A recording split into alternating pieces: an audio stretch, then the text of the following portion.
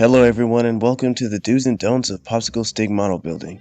Besides the more general tips like always double up on pipe cleaner and paper and never leave your hot glue gun unattended, this video series is meant to put you in the right mindset for building a specific body type for popsicle stick models. So today's topic is going to be Alduin, the World Eater, a mighty dragon who ruled over Skyrim during the Merethic era. Worshipped as a god king by the ancient Nords through the dragon cult, Alduin is sometimes considered the wellspring of the Nordic pantheon, as well as the harbinger of the apocalypse, and is believed to have a pivotal role in the reshaping of the world. So, today I'm doing a do's and don'ts for the Alduin model.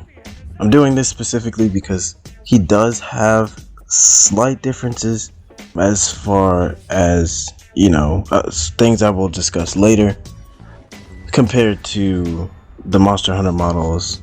And the body type or model type I'm going to call this is the medieval dragon model type. Now, the first do we're going to cover is the horizontal body type. Now, this is a concept I discussed in the last do's and don'ts, but I'll explain it again. Basically, a horizontal body type is what you see here. If you can see the flatness on the top of the model neck, and you can see that all throughout his body from the end of his tail all the way up to his head. Now usually with the horizontal body type, that will also include the head, which all my models for the most part are usually have a horizontal structure for the head, but the body type is different because that determines how you can shape some of the rest of the pieces that come with it.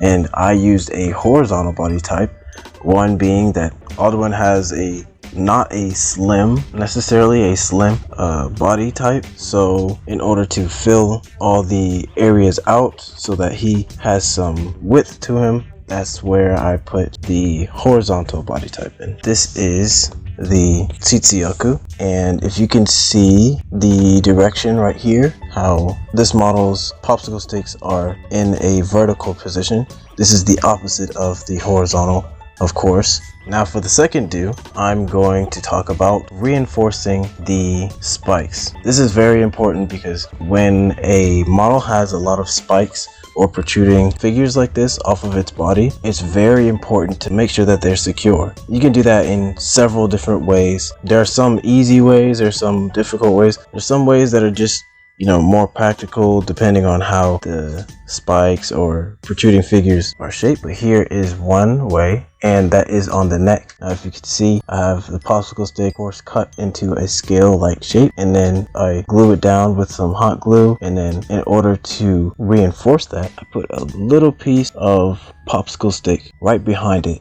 and cut it at the same angle of the popsicle stick that I want to be protruding off of his neck, and then I shape it as though it were another scale, and that's how you get a piece like that where the scales are protruding like this. Now there are a lot of details that I will be adding in order to finish this model completely, but this is just like the basics, and I kept it this way so you would be able to easily see all of the details that I'm talking about in this do's and don'ts video. The next way to reinforce, now this is double reinforcing it.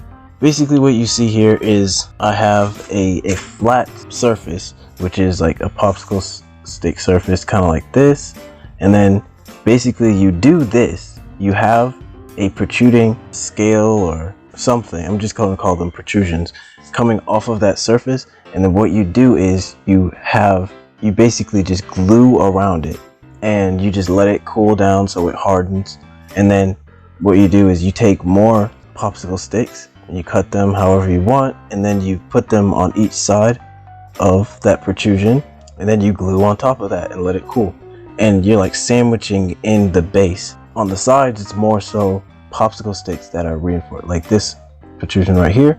It's more so just popsicle sticks on each side to just close that in its own little space.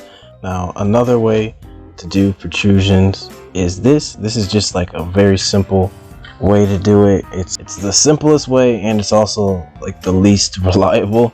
You know, it works sometimes. It just depends. I try not to do it nowadays as much as I did because it is fairly unreliable. Like, it'll work, and then later on you'll find out that, you know, it ends up being very flimsy or something. But basically, all you do is you have the surface, and then you stick the protrusion right on it and just glue it and have like a solid glue foundation around the base as well as you can, and then you just leave it like that.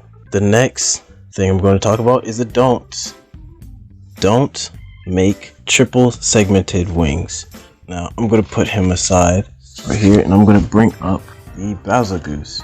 Bowser Goose is the simplest example I have right now. What I mean by segments is parts of the wing that are separated by joints. So here's a joint that connects the whole wing to the body, and then you have a segment, the first segment, and then you have another joint leading into the second segment, which is the forearm of the wing. This is a basic wyvern wing design for this medieval dragon type.